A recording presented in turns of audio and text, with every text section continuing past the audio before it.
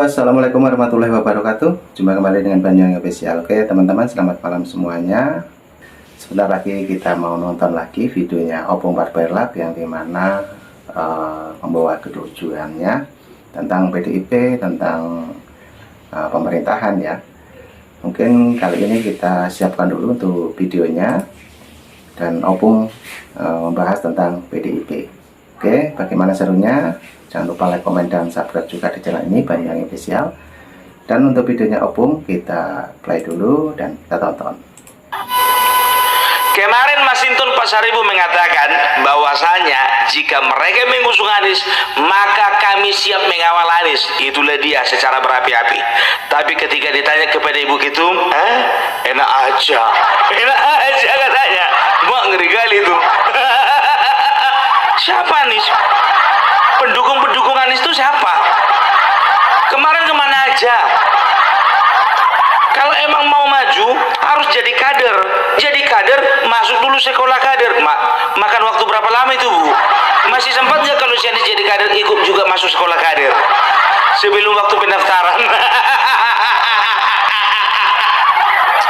Bilang aja nggak ngizinkan Bu, selesai. Itulah nggak konsisten kalian. Kemarin waktu kalian itu tidak dapat teman koalisi sebelum putusan MK, kalian mengatakan apa? Oh, ternyata Anies dijegal, ternyata ada penjegalan terhadap Anies, ternyata partai semuanya sudah bersepakat untuk menenggelamkan PDIP, partai bersepakat untuk mengangkat demokrasi, ini hanya untuk kepentingan kekuasaan. Itu kalian bilang kan? Seolah-olah kalian anak emaskan si Anies. Ya, kalian ilu-ilukan si Anies. Naik kupingnya si Anies kalian bikin. Dan juga itu Ahok sempat nangis di pojokan. Mak ngeri kali lah perbuatan orang ini. Akunya kadernya, tapi si Anies yang digung-agungkan, kan begitu. Itu dulu sebelum putusan MK. Nah setelah keluar putusan MK, siapa Anies? Anak-anak Abah juga sudah bergerilya ya untuk menjumpai para elit politik yang ada di PDIP, berharap untuk mereka mengusung Anies. Cemana mau dibilang nggak ada lagi yang mengusung kan? Di satu sisi Anies dengan anak-anak Abah yakin mereka menang. Di sisi lain ya PDIP bersama dengan kadernya sendiri juga yakin menang. Nah ini biar tahu kalian, inilah politik itu, inilah catur dari Joko Widodo itu. Karena tahu mereka ya Joko Widodo beserta rekan-rekan ini PDIP ini hanya sedang memanfaatkan suasana, hanya sedang memanfaatkan situasi. Oleh karena Anies tidak bisa maju, ditinggalkan PKS, Nasdem dan PKB, mereka bilang ada penjagalan. Nah, ku unlock dulu, dibikin dulu peraturan yang bisa membolehkan sebuah partai PDIP bisa maju, kan begitu. Dikasih pilihan, kau pilih Anies atau pilih Ahok. Bingung kan? Makanya kalian terlalu percaya sih. Putusan MK itu tidak ada campur tangan dari pihak tertentu. Ada dengan tujuan untuk menjatuhkan lawan. Politik ini bos, masa nggak curiga sih? Satu perubahan yang terjadi begitu secepat kilat itu perlu dicurigai. Yang namanya perubahan itu perlu proses. Proses gitu loh. Nah sekarang sudah di unlock lah pintu itu. Silakan pilih Ahok atau Anies. Begitu selesai putusan MK, rame-rame elit politik partai PDIP mengatakan kami hanya memajukan kader sendiri. Disinilah ya Jokowi dan Kim ya berhasil mengadu domba antara banteng dengan onta. Tapi sebagian besar orang mengatakan atau berpikir bahwa saat ini yang terjadi adalah banteng kawin dengan onta. Iya, tapi enggak. Sebetulnya mereka sedang terpecah belah begitu loh. Nah di elit PDIP pun begitu ya. Di elit pun juga ya. Itu yakinlah kalian. Enggak semua elit di PDIP itu suka dengan Ahok. Enggak semua. Jujur, ada berusaha untuk menyingkirkan Ahok, apalagi sekarang kan sudah bisa mencalonkan diri sendiri, kan begitu, tidak perlu berkoalisi, kan begitu. Otomatis mereka itu akan unjuk taring masing-masing, gitu loh ya. Ada yang satu berpikir seperti ini, kita majukan Anies saja karena kemungkinan menangnya lebih besar. Karena apa? Anies masih memiliki elektabilitas, walaupun elektabilitasnya itu elektabilitas semu, tidak nyata. Kenapa aku bilang nggak nyata? Coba lihat dulu yang turun demo, ada sebanyak tahun 2017? Nggak ada kan? Nggak ada, makanya aku bilang itu elektabilitasnya itu semu itu, ya kan? Jadi yang apa namanya, sebagian elit ya berpikiran bahwasanya Anies ini kemungkinan besar menangnya itu besar jika berhadapan dengan Ridwan Kamil. Tapi sebagian lagi itu berpikir bahwasanya udahlah, Ahok ini pun juga sama-sama punya nama besar di Jakarta, kan begitu. Jadi bisa dikatakan yang terpecah belah bukan hanya banting dan onta, tapi banting dengan banting juga terpecah belah. Iya, jujur ya kan. Kalau di Sumatera Utara, sentuhan dari pusat itu kan nggak terlalu terasa, ya kan. Paling cuma sekedar mengeluarkan SK, ya atau monitor, kan begitu. Makanya kemarin itu tidak terlalu bergejolak ketika Nixon Nababan, ya itu direncanakan menjadi wakil gubernur, kan begitu, ya. Udahlah, nggak apa-apalah, karena terus juga elektabilitasnya kalah jauh dibandingin Ramayadi, kan begitu, wajar. Wajar, karena memang betul di lapangan Nixon Nababan itu jauh daripada Edi Ramayadi, wajar. Tapi Jakarta berbeda, ya. Anies dan juga Ahok ini sama-sama kuat, ini sama-sama punya pengalaman, sama-sama incumbent, dan juga sama-sama punya elektabilitas yang tinggi, kan begitu. Jadi terpecah ini, ya. Tapi memang nggak terlalu mencuat ke permukaan, ya. Jadi itu gue bilang, jadi hati-hati kalian sama langkah-langkah yang sudah diambil oleh apa namanya Joko Widodo dan Kim, gitu loh. Jadi nggak ada lagi ceritanya ya anak onta bercinta dengan anak banteng.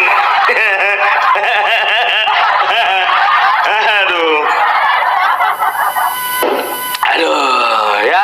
Jadi kemarin itu live aku kan, apa dibilangnya, Bung, udah tahu Bung kalau banting udah pakai sorban kan? Aduh, tapi itulah memang apa namanya, persatuan itu sangat indah ya. Apalagi kemarin itu kita bisa melihat ya, tidak pernah kita sejarah tidak pernah mencatat bahwasanya anak Abah bisa satu panggung dengan anak banteng. Nggak bisa ya, tapi kemarin itu mereka dipersatukan. Sungguh kolaborasi yang sangat apik, walaupun dicederai dengan beberapa tindakan anarkis ya. Tindakan anarkis itu kan pintu DPR itu bisa apa namanya, bisa roboh mereka bikin itu. Untung aja nggak ada yang bawa gergaji besi. Sampai ada bawa gergaji besi, apa nggak terjadi penjarahan itu? Tapi inilah, nggak ngerti aku ngeliat kawan ini. Jujur aja lah si Anies ini, di mana ada Anies selalu ada kerusuhan. Asal dia maju, serius, iya kan, yang demo lah, yang unjuk rasa lah, yang tindakan-tindakan anarkis lah. Alah, apalagi demo kemarin itu kebanyakan mahasiswanya atau mahasiswa. Jujur dulu kalian lah, yakin lah ini gue bilang sama kalian ya, satu rahasia ini, itu yang pakai alma mater mahasiswa ya, ingat ya, yang pakai alma mater mahasiswa dari 10 yang pakai itu, yang betul-betul mahasiswa itu cuma 4. Iya, yang 6 itu perlu dicurigai itu. Yang 6 itu perlu dicurigai itu, entah mahasiswa entah enggak itu. Aku nggak sebut mereknya ya, aku nggak sebut dari universitas mana ya, aku cuma sebutkan mahasiswa dan juga alma mater. Udah pengalaman lah kita, iya kan. Kalau alma mater itu kan bisa ya itu dipinjam-pinjam. Ya itu makanya aku bilang, kalau cerdas mereka nggak mungkin mau mereka apa namanya unjuk rasa untuk hal yang tidak jelas. Apa yang dituntut coba? Yang dibela siapa? Rakyat? Bukan. Yang dibela itu cuman Abah. Gitu loh. Ahok nggak perlu dibela. Jujur aja gue bilang ya, Ahok nggak perlu dibela. Ahok nggak perlu dibela. Gimana pun juga alam masih memerlukan, alam masih memanggil yang namanya Ahok, apalagi kota Jakarta. Aku kalau misalnya jujur, ya secara subjektif, secara objektif, kalau dipilih katanya RK dengan Ahok, aku masih pangling. Bingung aku, serius. Tapi kalau misalnya dikatakan RK lawan Anies katanya, kugas. 1001 alasan ku bikin memberikan bukti untuk orang nggak usah milih Anies. Tapi kalau Ahok katanya, ya aku nggak berani bikin alasan untuk orang nggak milih Ahok. Loh, opung kok berubah haluan? Aku bukan orang partai, ya. Aku tidak memihak siapapun. Dan ini juga sudah hitung-hitungan ini, ya. Ingat ya, Presiden dan Joko Widodo itu paham, apalagi Joko Widodo itu paham sekali karakternya Ahok. Gitu loh. Mereka tahu yang akan diusung oleh PDIP itu nggak mungkin Anies, sudah pasti Ahok gitu loh. Dan juga kalau Ahok yang jadi barang itu contohnya menang katakanlah Ahok ya melawan Ridwan Kamil ya, walaupun dia di backup oleh PDIP, tapi kita bisa akan pastikan bahwa dia akan bekerja, dia akan total, dia akan berpihak pada rakyat. Itu. Jadi kalau aku pribadi jujur saja sampai sekarang tidak ada cacatnya Ahok di depan mataku kecuali ketika dia bilang Jokowi nggak bisa kerja. Cuman itu cacatnya di mataku, serius. Lainnya itu enggak. Tapi kalau Anies kalian bilang justru semuanya cacat. Bukan mau provokasi, tapi itulah kenapa aku bersuara, karena aku kasihan sama rakyat di Jakarta. Gitu loh. Aku nggak mau melihat trotoar diwarna-warni lagi. Aku nggak mau lihat ada proyek monumen bambu lagi. Aku nggak mau lihat tugu sepatu lagi. Aku nggak mau lihat kelebihan bayar lagi. Nggak ada yang lain. Gitu loh. Ya, makanya aku bilang ya. Jadi kalau bisa dikatakan ya demo yang kemarin itu demo masih gimana ya? Masih level 1 gitu loh. Belum level 4 itu. Makanya kurang menggigit kan. Karena apa? Semua koordinatornya, korlapnya itu ada di PKS. Korlapnya udah di dalam Kim. Cuma mau dibilang.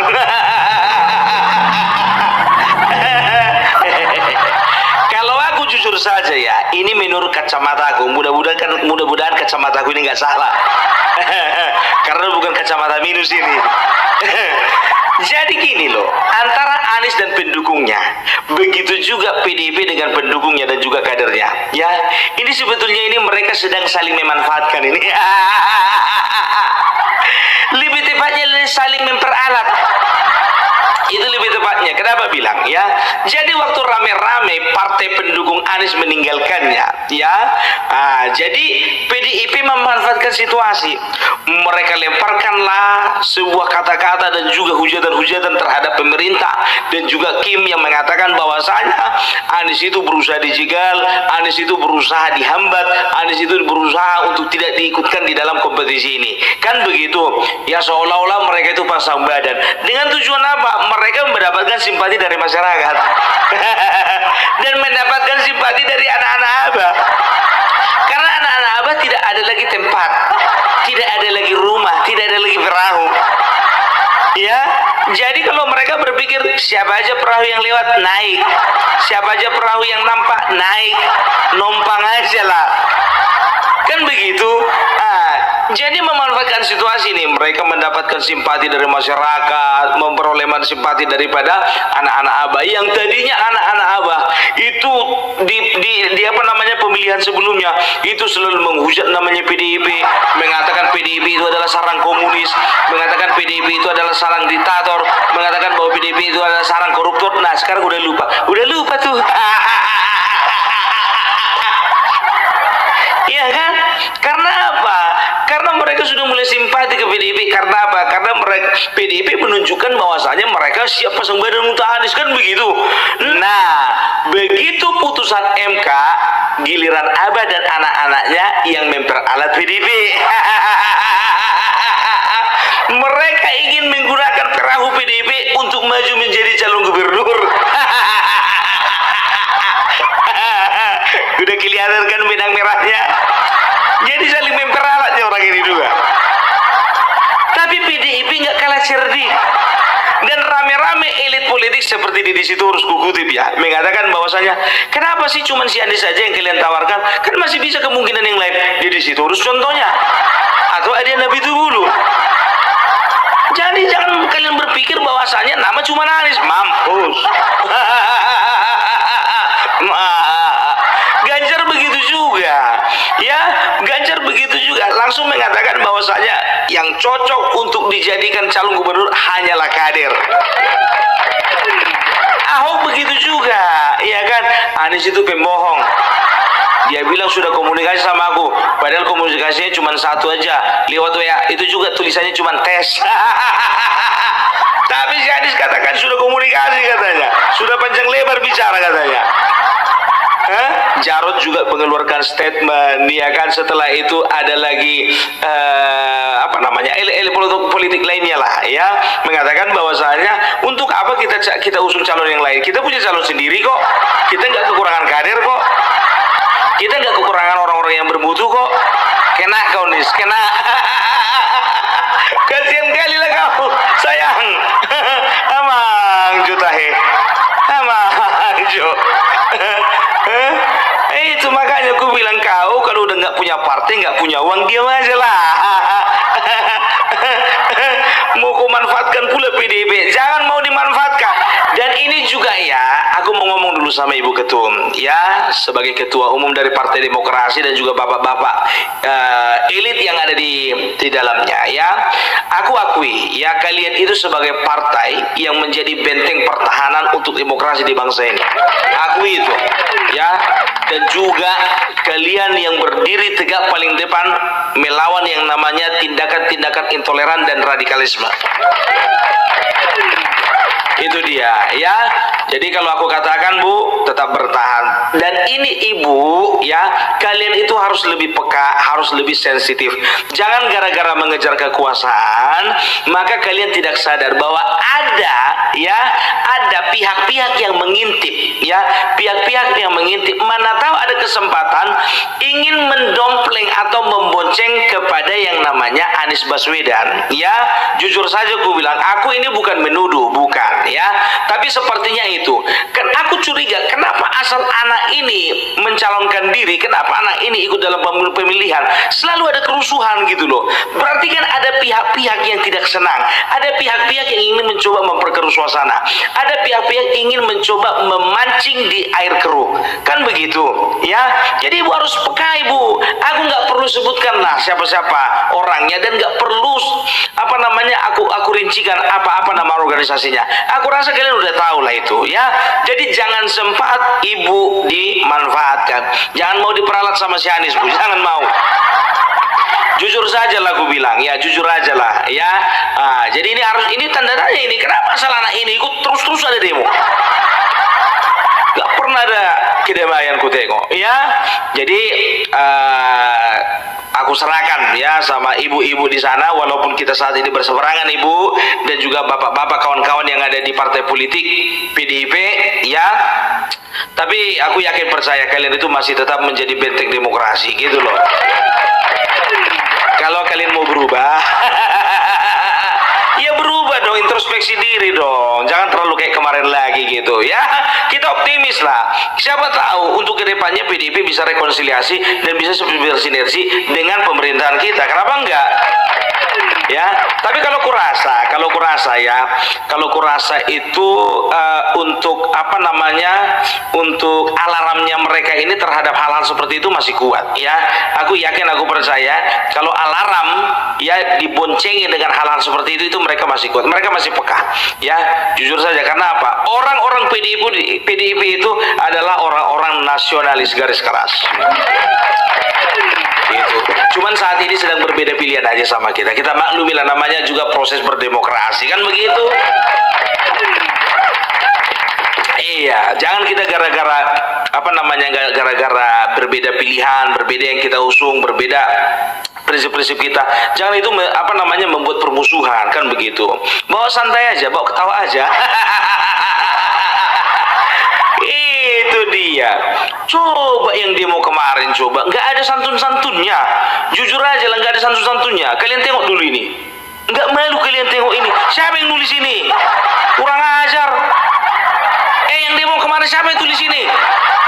Nggak ada otak kalian itu. Dan juga gambar-gambar alat kelamin pun juga kalian bikin di situ. Gila kalian memang. Makanya aku bilang kalau seorang mahasiswa itu mahasiswa beradab, mahasiswa itu punya martabat, ya. Ini bukan kerjaan mahasiswa. Makanya aku bilang tadi, ya, aku nggak percaya, ya, nggak percaya aku sepenuhnya itu mahasiswa itu, nggak percaya aku. Ini pasti ada yang membonceng ini, ya. Kalau aku bilang kalau sempat ada korban luka, ada korban nyawa, ya. Kalau memang ada lagi korban-korban seperti mana tahu keadaan lebih parah, usut tuntas Bapak polisi. Itu dia, ya. Tapi tahu ndak kalian selama demo kemarin itu, ya, tahu ndak kalian aku kecarian kali loh. Tahu kalian aku kecarian sama siapa? Fritz Alorboy. Biasanya dia itu paling depan. Mana dia? Oh iya, aku lupa. Dia itu rupanya staf ahlinya Nasdem, ya. Kalau sempat dia rokok lah, malapang. Aduh, itulah indahnya berdemokrasi, ya kan? Segala sesuatunya itu akan baik-baik saja. Tenang aja. Optimis saja, ya kan? Jadi itulah dulu ya dari Opung Parbelak, ya, kita jaga persatuan dan kesatuan, jangan mau kita dipecah belah. Oke? Berbeda pilihan itu wajar, berbeda prinsip itu wajar. Yang penting jangan pernah kita membeda-bedakan satu dengan yang lain sehingga kita terpecah belah. Oke? Salam Parbelak, salam NKRI harga mati. Nah, itulah teman-teman video dari Opung Parbelak yang membahas tentang PDIP. Di situ juga ada Bapak Anies yang disebutkan tadi, juga ada Bapak Ahok, dan tidak ketinggalan juga untuk Ibu Ketum. Oke, mungkin ambil hikmahnya, dan nanti juga ada video lagi, tunggu saja tetap di Banyuwangi Official. Oke, terima kasih. Assalamualaikum warahmatullahi wabarakatuh.